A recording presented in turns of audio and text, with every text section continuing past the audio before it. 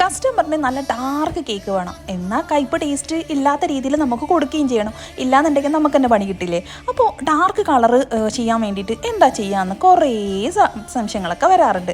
അപ്പോൾ നമ്മൾ ആദ്യം ഏതാണോ കേക്കിൻ്റെ കളറ് അതിന് ലൈറ്റായിട്ടൊന്ന് കൊടുക്കും, ഇതുപോലെ. അപ്പോൾ ഇങ്ങനെ കൊടുക്കുമ്പോൾ വിചാരിക്കും, അയ്യോ ഈ കളറാണോ അവർക്ക് കൊടുക്കാൻ പോകുന്നത്? അതല്ല കേട്ടോ. ഇതുപോലെ നമ്മൾ സ്ക്രീപ്പറോ പാലറ്റ് നൈഫിലോ നമ്മൾ കളറ് ഡയറക്റ്റായിട്ട് ഒന്ന് ഡ്രോപ്പ് ചെയ്ത് കൊടുക്കുക. അത് എത്രത്തോളം ഡാർക്ക്നെസ് വേണോ അത്രത്തോളം കൊടുക്കണം. അതായത് ഒരുപാടല്ല, ഒരു തിന്നായിട്ടുള്ള ലെയറിങ് മാത്രമാണ് ഈ ഒരു ഡാർക്ക് ഷെയ്ഡ് വരുന്നത്. അപ്പോൾ നമുക്ക് എന്താ കളർ വേസ്റ്റ് ആവത്തില്ല, ഒരുപാട് ഡാർക്ക് കളർ ചേർത്തെന്ന് വെച്ചിട്ട് കയ്പ് വ്യത്യാസം വരില്ല, എന്നാൽ കസ്റ്റമറോ കണ്ണ് ചിമ്മിക്കുന്ന കളറും കിട്ടും.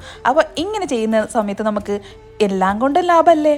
പിന്നെ പറയുന്ന പ്രശ്നമാണ് കളർ ചേർക്കുന്ന സമയത്ത് വല്ലാണ്ട് ക്രീം അങ്ങ് ലൂസായി പോകുന്നു. അപ്പോൾ ഇങ്ങനെ ചെയ്താൽ പിന്നെ ആ ഒരു പ്രശ്നവും സോൾവ്. അപ്പോൾ ഒരുപാട് പ്രശ്നങ്ങൾക്ക് സോൾവിന് വേണ്ടിയിട്ട് നമ്മുടെ ചാനൽ കാണാൻ ലൈക്ക് ചെയ്യുക.